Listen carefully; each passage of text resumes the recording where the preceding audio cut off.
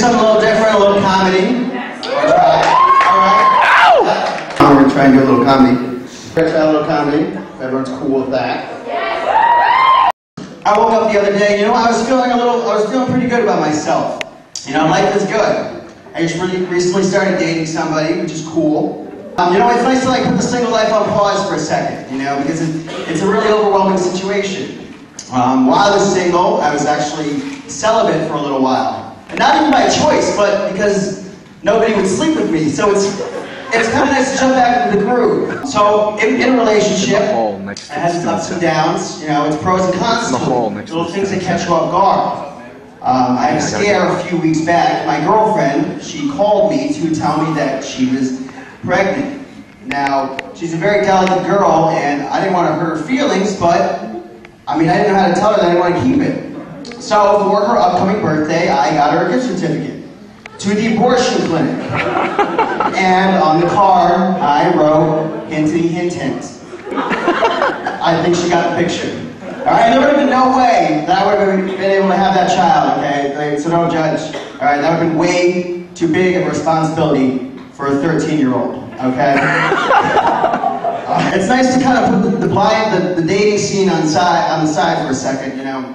I don't have to worry about the blind dates, the first dates, online dates, you know? I had a bad blind date a few weeks ago, or a while back before I started dating. And you know what?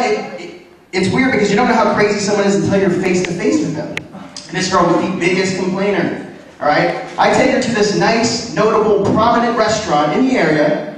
You know, we're sitting there and she's just complaining. She's saying things like, the atmosphere here sucks, the food sucks, the service sucks, everything just sucks. And I'm like, whoa, pump the brakes for a second, okay? What is your problem? She's like, well, it's just that I already had McDonald's once today. And I was like, well, what can I say? I'm a cheap date, all right? I'm sorry. But chicken nuggets are fucking tasty, and you're not gonna look any better over a filet mignon. So suck it up and finish your fritters. I try to stay in shape, I do. But it's tough because there's so many good foods out there, you know? Pizza is my enemy. Anyone else like pizza? Yeah! All right? Wow. Okay. It's so funny to see how like excited people get about pizza. I was at my aunt's house the other weekend, and I was hanging out with my little cousins, and I turned over to my aunt and I said, "Aunt Robin, what do you want to do for dinner tonight?" And she was like, "Oh, I don't know, we're gonna get some pizzas." And the kids, they heard this, they were eavesdropping, and they started going fucking bananas, all right? They're like, "Oh my God, pizza!" And I'm like, whoa, calm the fuck down, it's just pizza. I look in the corner for some reassurance, and the adults are doing the same thing. So we're in a deli, and it's okay. And it's not the fact that I hate my job, it's more the fact that I hate the customers. You know, because they're just so obnoxious. They come into the store just absolutely clueless as to what they want. And it's my job to cut them a sandwich, or make them sandwiches. So, you know, they come in and they're just very indecisive, okay? And they look at the menu, they can't figure out what they want. And they do this look that it's just so obnoxious, or the look kind of goes like this, okay?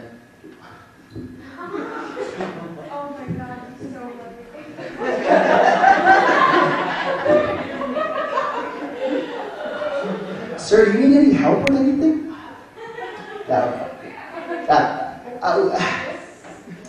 You know, it's just so obnoxious because it makes me just, like, if I were to ever get fired from my job because I punched a customer in the face, seriously. I had one guy come in, and I was cutting a sandwich, and he was like, "Sir, would you like to heat it up?" He was like, "Oh my God, I love that." Absolutely. Sure, heat that sucker up. Throw it on there. Honey, come here, come. Tell her what you just told me about the video. Just tell her. Ma'am, I can heat your sandwich up if you'd like. Ooh, that sounds really nice.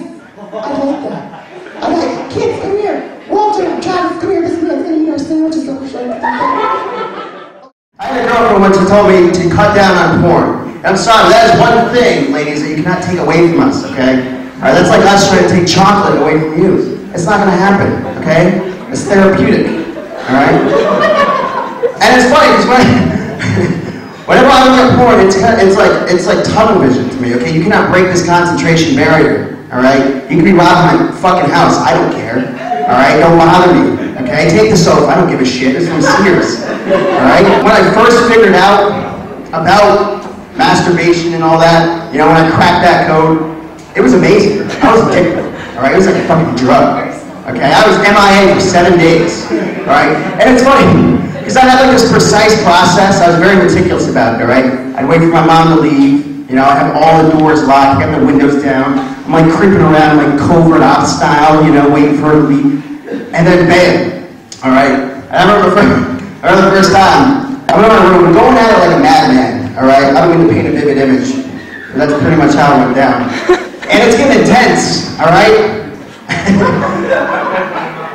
And then it's getting to the point. Okay. It was like a fucking rainbow. It just shot out of my penis, all right? It was like having sex with a cloud, all right? It was electrifying, okay? Okay, ladies and gentlemen, that's my time. All right, thank you. That's my time. All right, that's my time.